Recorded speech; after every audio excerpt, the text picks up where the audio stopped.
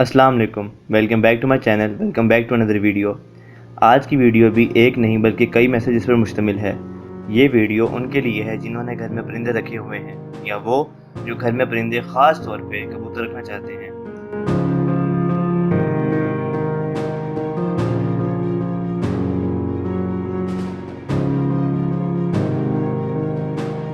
کبوتر جو انتہائی خوبصورت پرندہ ہے اور اس کو اسلام میں بھی اہمیت حاصل ہے۔ مولا علی کے بھی اس حوالے سے کئی اقوال ہیں۔ حضرت علی علیہ السلام فرماتے ہیں، کبوتروں کے پروں کی پھڑپھڑاہٹ شیاطین کو بھگا دیتی ہے۔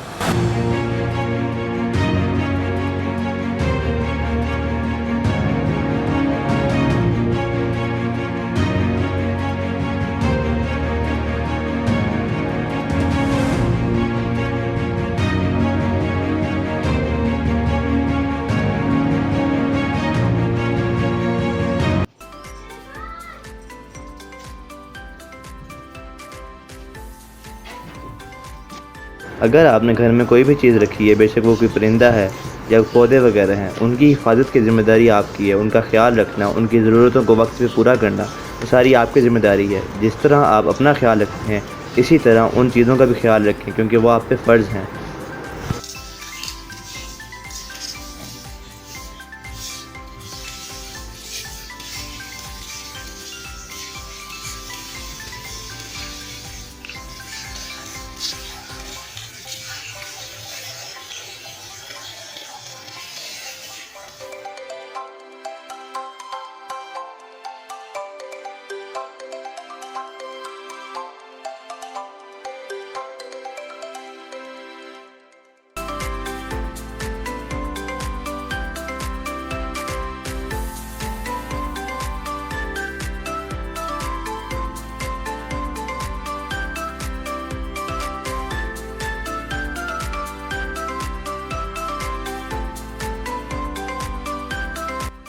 جس طرح انسان ایک ایسی منزل پہ پہنچ جاتا ہے کہ جب وہ والدین کا درجہ اختیار کر لیتا ہے، تو وہ جو کچھ کماتا ہے یا جو محنت کرنے لیے نہیں بلکہ مکمل طور پہ اپنے بچوں، اپنی اولاد کے لیے کرتا ہے۔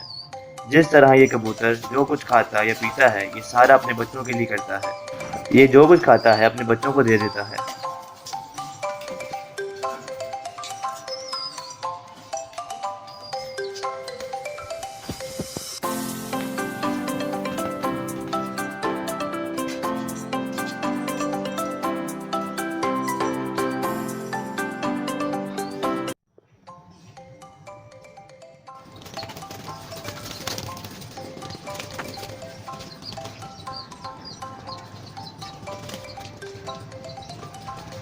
کبوتروں کے حوالے سے ایک اور ریفرنس یہ ہے کہ اپنے گھروں میں کبوتر رکھو، کیونکہ حضرت نوح نے کبوتر پسند کیا تھا اور اسے دعا بھی دی تھی۔ کسی اور پرندے پر اتنا پیار نہیں آتا جتنا کبوتر پر آتا ہے، اور رسول خدا محمد مصطفیٰ صلی اللہ علیہ وآلہ وسلم کے گھر میں ایک جوڑا سرخ رنگ کے کبوتروں کا تھا۔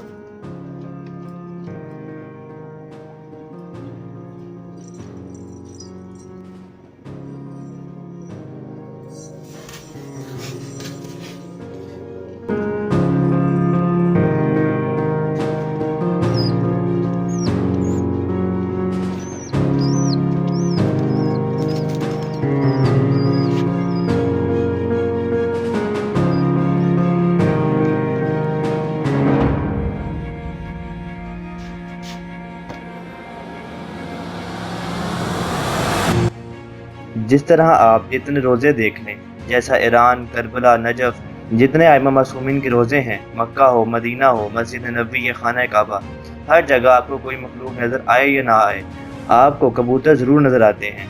اور واقعہ کربلا میں کبوتروں کا ایک خاص کردار ہے، جس کے بارے میں یوٹیوب پہ کئی ویڈیوز ہیں۔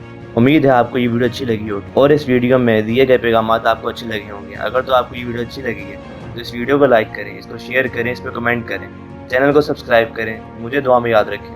اگلی ویڈیوز کے لیے اسٹے ٹیون۔ ٹل دین، اللہ حافظ۔